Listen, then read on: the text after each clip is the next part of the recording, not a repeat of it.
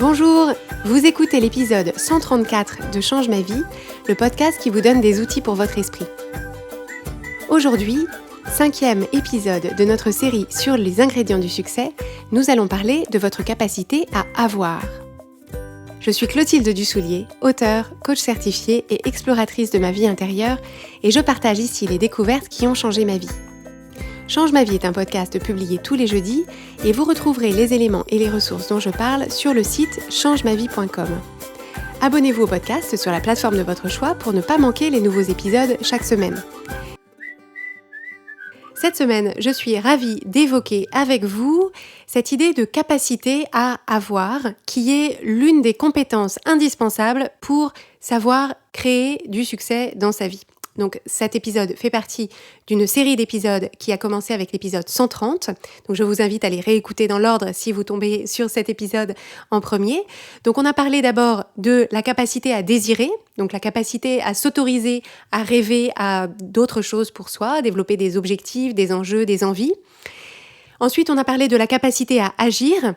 qui consiste à se mettre effectivement en action pour aller chercher, pour créer cet objectif, cette envie et accomplir ce désir. Donc la capacité à agir, ça c'était l'épisode 131. Ensuite, on a parlé de la capacité à demander, qui est une compétence indispensable si on ne veut pas faire une traversée en solitaire, mais si on se propose de s'appuyer sur d'autres personnes qui pourraient aussi bénéficier de quelque chose de l'ordre de la collaboration et de l'échange de bonne énergie et qui pourraient nous faire avancer plus vite, nous faire aller plus haut et rendre notre expérience en chemin plus agréable. Donc cette capacité à demander, on s'est intéressé à ça. Et la semaine dernière, on a parlé de la capacité à recevoir, qui est évidemment le complément de la capacité à demander, mais qui se développe d'une façon singulière, parce que cette capacité à recevoir, elle n'est pas du tout évidente pour la plupart d'entre nous, qui avons tendance à vouloir plutôt défléchir ou refuser ou éviter de se trouver en position de recevoir à cause de tout ce qu'on en pense sur nous, sur ce qui nous est donné, et sur ce que ça veut dire sur nous. Donc ça, c'était les 4 premières compétences et cette compétence que je veux évoquer avec vous, c'est une compétence qu'il est indispensable de développer pour pouvoir, une fois qu'on a identifié un objectif, qu'on s'est mis en action, qu'on a demandé ce qu'on voulait à qui on voulait, qu'on nous a répondu oui et qu'on a été capable de recevoir l'aide, les conseils, l'assistance, les encouragements, les collaborations, les opportunités dont on avait besoin pour créer notre succès. Et une fois qu'on a atteint une certaine forme de succès, donc encore une fois, au sein de cette série d'épisodes, je parle de succès comme étant simplement le fait de s'être proposé de créer pour nous-mêmes une expérience, donc une expérience matérielle ou une expérience intérieure ou une expérience relationnelle ou professionnelle. Donc se proposer d'aller chercher quelque chose pour soi et le succès intervient au moment où on a réussi à obtenir cette opportunité, obtenir ce poste, créer cette relation durable avec quelqu'un, fonder une famille, avoir des enfants, créer une association, publier un livre, etc. Donc tout ça, c'est une fois qu'on a réussi à le créer, réussi à l'obtenir et réussi à atteindre l'endroit de sa vie auquel on aspirait à aller. Donc une fois qu'on est là, on peut considérer que c'est une certaine forme de succès, mais le travail n'est pas terminé parce qu'à ce moment précis où, ça y est, le succès est rencontré, c'est-à-dire on a eu ce qu'on voulait, on a atteint l'endroit auquel on voulait aller, il est indispensable à ce moment-là d'enclencher la compétence suivante qui est notre capacité à avoir. Alors, ça paraît complètement paradoxal et c'est un phénomène qui est assez fascinant, c'est que une fois qu'on a obtenu le succès qu'on voulait créer pour soi-même, en fait, par le passé, quand on imaginait ce moment du succès, on pensait que quand on aurait ce qu'on voulait, on serait content, que ce serait la fin de l'histoire, que ce serait merveilleux et que les oiseaux chanteraient et qu'il y aurait des papillons et des arcs-en-ciel. Donc ça, c'était ce qu'on pensait, c'est pour ça qu'on voulait créer pour soi-même ce succès. Mais en réalité, une fois qu'on y est, surprise, surprise, on se trouve confronté à un type de problème qui est très particulier et dont tout le monde n'a pas connaissance, qu'on peut appeler le problème de la limite supérieure. Alors, ce problème de la limite supérieure, c'est un phénomène qui a été identifié et décrit par un auteur américain qui s'appelle Gay Hendricks, qui a écrit un livre que je vous recommande vivement. En anglais, ça s'appelle The Big Leap, et en français, ça a été traduit mot pour mot par Le Grand Saut. Et donc dans ce livre qui est passionnant et qui parle de plein de choses différentes, Gay Hendricks parle en particulier de cette idée de upper limit problem, donc le problème de la limite supérieure, qui consiste à identifier que nous avons tous en réalité une sorte de thermostat de ce qui nous paraît possible pour nous et de ce qu'on est en capacité d'avoir et d'apprécier dans notre vie. Donc chacun d'entre nous, selon là où on en est dans notre vie, en termes matériels, en termes relationnels, en termes professionnels, en termes familiales, etc., l'endroit où on en est dans notre vie correspond à notre niveau de familiarité, notre niveau d'équilibre en fait, parce que ça fait probablement un petit moment qu'on y est. Et en tout cas, si ça fait un petit moment qu'on y est, ça correspond à l'équilibre qui s'est établi. Et dès lors qu'on se propose de changer, d'aller vers plus, de créer plus, de changer dans sa vie professionnelle, dans sa vie familiale, de créer ces fameux succès dont on parle au cours de cette série, en réalité, ça consiste à modifier notre équilibre. Et en fait, ce qui se passe, c'est qu'il y a une sorte de phénomène qu'on appelle un phénomène d'homéostasie, qui est un système d'autorégulation autour d'un point d'équilibre. Donc ça, c'est typiquement le phénomène du thermostat, c'est-à-dire quand il y a la température d'une pièce. Dès lors que la température augmente, la climatisation va se mettre en marche pour faire tomber la température. Et par contre, si la température dans la pièce baisse, peut-être c'est une clim réversible où il y a le chauffage qui va se mettre en marche pour faire remonter la température. Et en fait, c'est la même chose par rapport à la qualité de notre vie émotionnelle ou la qualité de notre vie extérieure, tangible, matérielle, relationnelle ou professionnelle. C'est que dès lors qu'on s'écarte de notre niveau d'équilibre, c'est-à-dire si on a par exemple une promotion au travail, ou si on était célibataire et que d'un coup on est en couple et que c'est ça qu'on voulait, ou si on voulait des enfants et que d'un coup on les a, en fait à partir du moment où on passe un palier dans notre évolution de vie extérieure ou intérieure, en fait ce phénomène d'homéostasie a tendance à s'enclencher,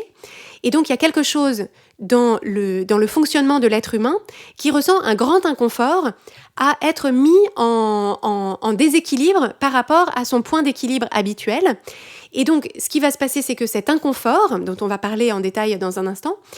cet inconfort va nous conduire à entreprendre des actions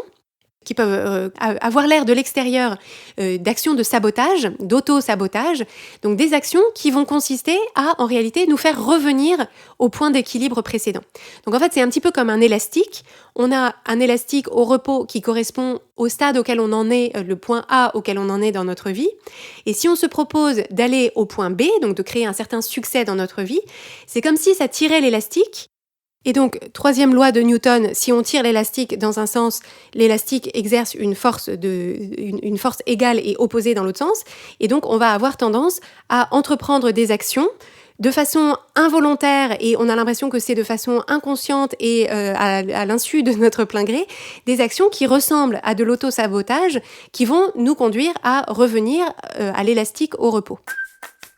Donc encore une fois, ce phénomène, il est à l'œuvre. Qu'on soit dans une situation de succès dans notre vie émotionnelle, c'est-à-dire d'un coup, il se passe des choses, on a travaillé sur soi, etc. Et d'une façon générale, on se sent beaucoup mieux dans sa vie. Et donc ça peut créer paradoxalement une forme d'inconfort. On peut avoir, ça peut se présenter dans des situations matérielles. Par exemple, on change d'appartement et on est dans un appartement qui nous plaît davantage, ou une maison qui nous plaît davantage, qui est peut-être plus grande, qui peut être un espace,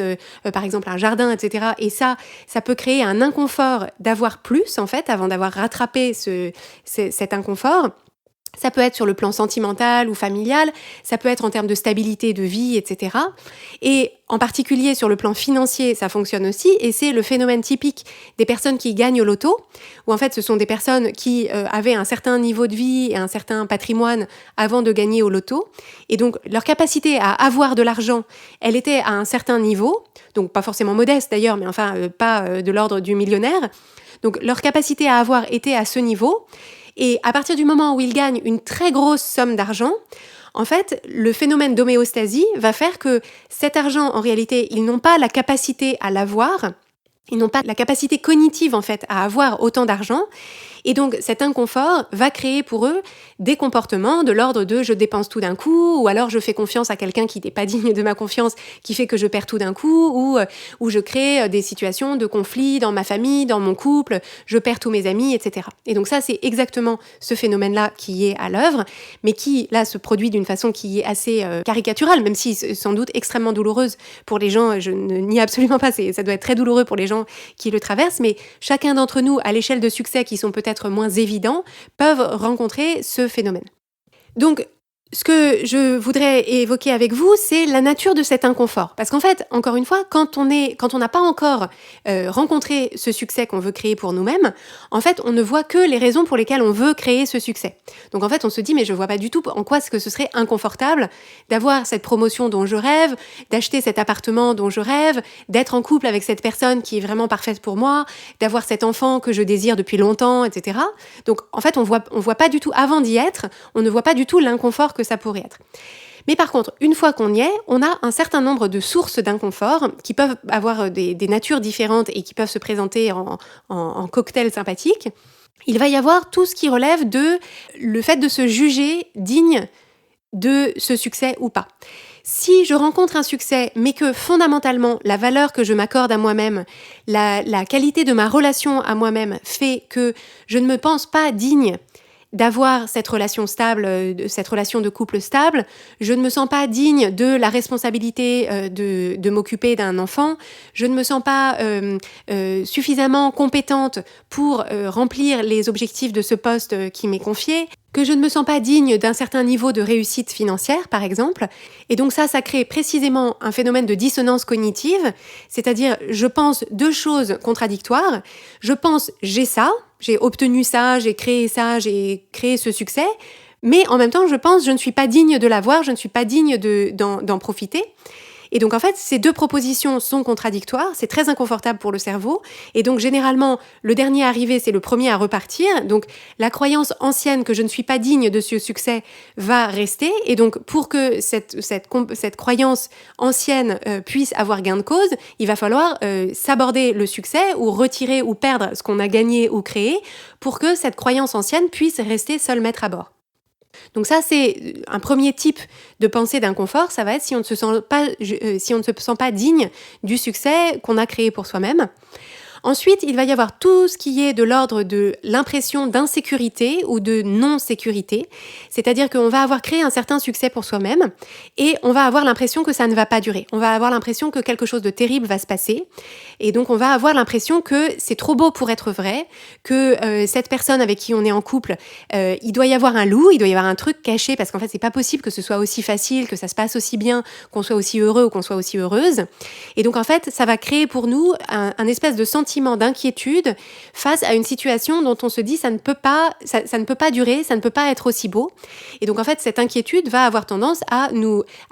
voler le fait de profiter effectivement de cette personne qui, pour l'instant, pour autant qu'on sache, est impeccable pour nous, par exemple. Un type d'inconfort qui est cousin du précédent, c'est la peur de perdre ce qu'on a, c'est-à-dire que on voulait très fort quelque chose.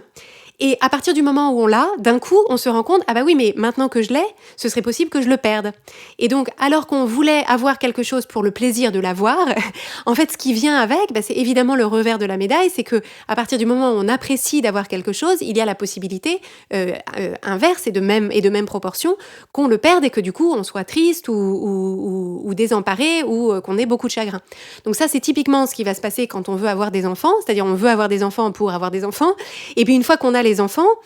au lieu d'être juste purement content d'avoir des enfants, d'un coup, on peut avoir beaucoup de pensées de « oui, mais s'il arrive quelque chose à mon bébé, s'il arrive quelque chose à mon enfant, s'il y a un accident terrible, si je meurs, si on tombe tous malades, etc. » Et donc ça, en fait, c'est la peur. On voulait quelque chose et une fois qu'on l'a, ce qui prend le plus de notre attention, c'est la peur de le perdre. Il y a aussi tout ce qui relève du changement de notre identité, parce qu'il est nécessaire de passer de l'identité de quelqu'un qui n'a pas ou qui n'a pas encore. Donc la personne qui est par exemple dans un type de poste, un type de niveau de responsabilité par exemple. Donc par exemple si je travaille dans un magasin et que je suis agent de vente dans un magasin, mon identité c'est que je suis agent de vente dans ce magasin. Si on me propose une place de manager, d'un coup il faut que je change mon identité parce qu'il faut que je devienne quelqu'un qui est manager. Et c'est pas la même identité, être agent de vente ou être manager. Il y a tout un tas de choses qui changent dans le regard qu'on porte sur soi-même. On devient une autre version de soi-même. Et donc ça, ce changement d'identité, il est très inconfortable. Il n'est pas impossible, mais il est inconfortable et il demande de traverser cet inconfort. Il peut y avoir aussi un type d'inconfort qui est plus insidieux et qui peut-être se présente en particulier dans certains types dans certaines configurations de fratrie. C'est l'impression qu'à partir du moment où on rencontre du succès, on va faire de l'ombre à quelqu'un d'autre. Qu'on va faire de l'ombre à quelqu'un d'autre et que ça va être un problème. Donc c'est l'impression que si on rencontre un certain niveau de reconnaissance publique ou dans son domaine, et à ce moment-là, on va faire de l'ombre à ses coéquipiers ou à ses collègues. Que si on a un certain niveau de réussite dans nos études ou dans nos accomplissements scolaires, on va faire de l'ombre à nos frères et sœurs. Si on a par exemple, si on publie un livre et que d'un coup on a des demandes d'interview et tout ça, et peut-être des articles dans la presse, etc., est-ce que ça ne fait pas de l'ombre sur notre conjoint et notre conjointe qui pourrait avoir l'impression que maintenant qu'il y a de la lumière et des paillettes, il n'y a plus rien pour lui ou pour elle. Et donc ça, cet inconfort d'avoir l'impression d'avoir plus que les autres et donc de faire de l'ombre ou de voler la lumière à d'autres qui en auraient autant besoin ou plus besoin que nous, ça peut nous conduire aussi à rétro-pédaler et donc à revenir au point précédent où on n'était pas une menace, on n'était pas intimidant et où on n'avait pas peur que les autres trouvent qu'on leur fait de l'ombre. Et pour finir, il y a tout ce qui relève de l'impression que ce succès qu'on a créé pour nous-mêmes, en fait, ça va créer une situation de lourdeur ou de responsabilité ou des nouveaux types de problèmes, peut-être des problèmes inconnus, ce qui est encore pire, auxquels on pense ne pas pouvoir faire face. Donc typiquement, ça va être si on passe d'un appartement à une maison, en fait, il peut y avoir l'impression que quand on était dans un appartement, on rêvait de la maison parce qu'il y aurait plus d'espace, peut-être qu'il y aurait un jardin, peut-être ce serait calme, peut-être chaque enfant aurait sa chambre, etc. Donc on sait très bien pourquoi est-ce qu'on voulait la maison. Et puis d'un coup, une fois qu'on est dans la maison, on s'aperçoit que la maison, il y a du travail, qu'il y a des responsabilités, qu'il y a des choses où on ne sait pas du tout réparer, des problèmes de toiture, de gouttière, de que sais-je. Et donc en fait, on se rend compte que on a signé pour quelque chose dont on ne prenait pas bien la mesure et que ces nouveaux problèmes dont on ne connaît pas bien la mesure, du coup, on s'inquiète de la possibilité qu'il y ait des problèmes énormes dont on n'a même pas connaissance et peut-être qu'il y a un problème actuel qui couve et je ne le sais même pas. Donc ça, c'est extrêmement inquiétant pour le cerveau humain. Mais surtout, cette impression qu'on n'est pas compétent et qu'on n'a pas la capacité à faire face à la responsabilité ou aux problèmes qui pourraient se présenter en face de ce succès. Et donc, du coup, on se dit, je ne vais pas y arriver. Et donc, au lieu de se dire, je vais apprendre petit à petit et puis je vais apprendre à faire face aux nouveaux problèmes qui viennent avec ma nouvelle situation, on préfère, de la même façon, revenir à la situation précédente dans laquelle c'était pas sans problème, bien sûr, mais c'était des problèmes qu'on connaissait, c'était des problèmes pour lesquels on avait des solutions, c'était des problèmes qui étaient familiers. Le cerveau humain préfère largement des problèmes familiers à des problèmes inconnus. Donc ce qui va se passer, une fois qu'on a créé cette situation qu'on voulait créer pour nous-mêmes, une fois qu'on vit l'expérience qu'on voulait vivre, une fois qu'on a obtenu la certification, la promotion, qu'on a le lieu de vie, qu'on est allé vivre à tel endroit, qu'on a créé la famille qu'on voulait, etc., et qu'on pensait que c'était ça qui allait faire notre bonheur et notre épanouissement merveilleux et qu'il n'y aurait plus jamais de problème, on s'aperçoit que c'est pas aussi simple et qu'on a beaucoup de pensées très inconfortables et de croyances limitantes qui surviennent en disant « hop, hop, hop, hop, hop, ne m'oublie pas ». Et en fait, ce qui se passe à ce moment-là, c'est que si on n'a pas la compétence et pas l'espace pour prendre en compte toutes ces pensées, pour pouvoir travailler dessus, les désamorcer, les mettre de côté, les passer au travers ou passer au-dessus ou les contourner, en fait, on va penser que le problème, c'est le succès. Et donc, au lieu de se rendre compte que c'est juste un phénomène d'adaptation de notre cerveau à cette nouvelle situation, on va penser que ce qui crée l'inconfort, c'est cette nouvelle situation. Donc on va se dire, en fait, je me suis trompée. Je croyais que cette situation, ce succès, allait créer mon bonheur et mon épanouissement. Mais comme je ne me sens ni heureuse ni épanouie, ça doit être que je me suis trompée. Et en fait, de façon plus ou moins, enfin plutôt pas consciente, c'est-à-dire pas délibérée, mais en fait ça se passe d'une façon beaucoup plus subrepticement que ça. Ce qui se passe, c'est qu'on va entreprendre des actions de type sabotage, comme je le disais tout à l'heure, qui vont être soit complètement intérieures, c'est-à-dire que au lieu de profiter pleinement du succès et au lieu de profiter pleinement de ce qu'on a construit, en réalité, on est tellement pétri de doutes, d'inquiétudes et de pensées catastrophistes qu'en réalité, on n'est absolument pas en mesure de profiter de ce succès d'aucune façon. Donc ça, c'est une façon de s'aborder notre propre succès puisqu'on n'en profite pas. On va aussi avoir des situations qui se passent où, par exemple, on va tomber malade ou on va tomber tout court, c'est-à-dire on va se blesser, on va avoir un vieux truc au genou qui remonte, etc. Donc là, ça va être plutôt le corps qui va se proposer lui-même de nous freiner dans l'appréciation du succès ou de nous freiner dans l'incarnation pleine de ce succès. Ça va être, par exemple, le succès, c'est que on donne des conférences et on va se mettre à avoir des laryngites à répétition qui vont nous empêcher de donner ces conférences, par exemple. On va aussi, alors ça c'est extrêmement fréquent, on va aussi créer des conflits.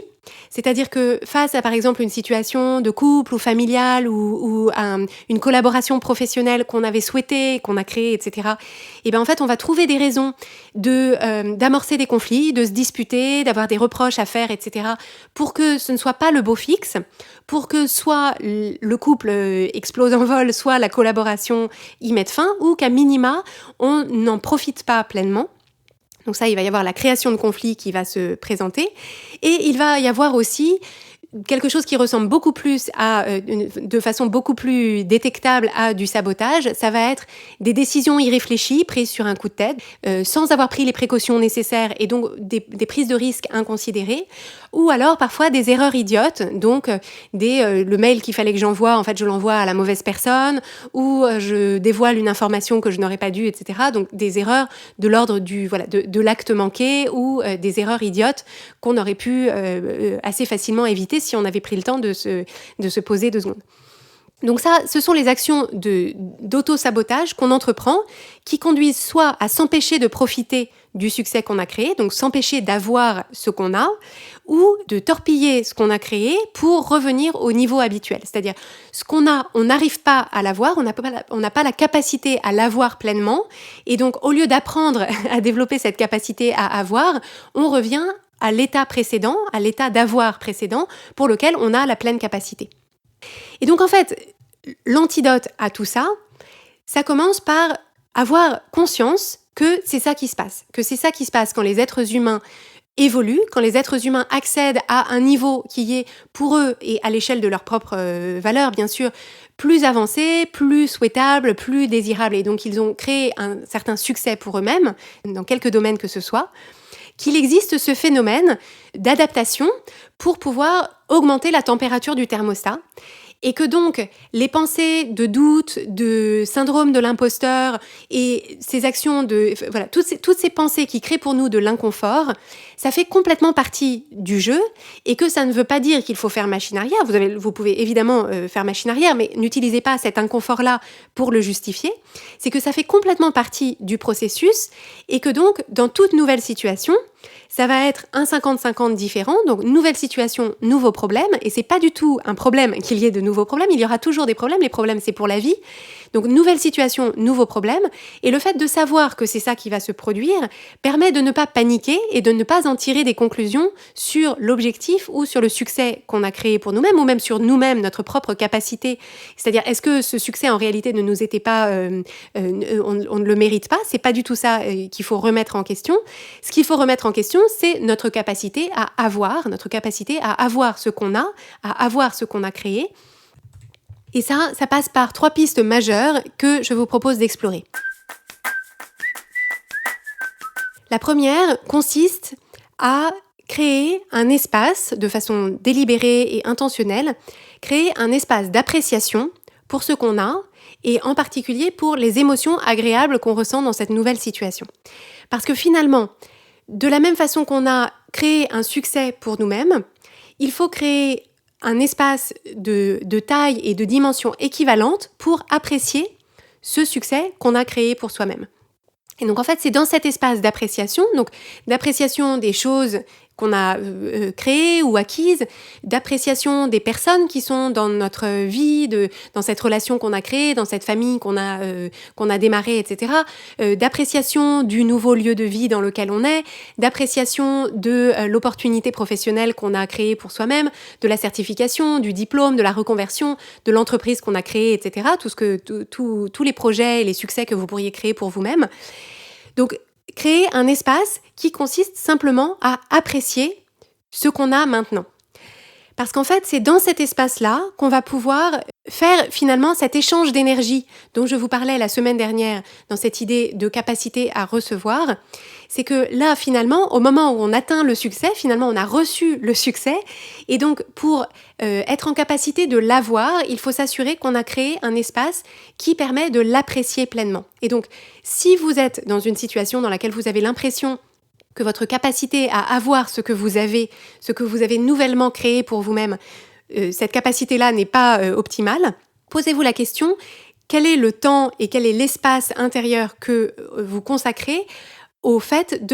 d'apprécier ce que vous avez, donc de vous apprécier vous d'avoir créé ça et d'apprécier ce que vous avez effectivement créé. Donc ça, c'est la première piste.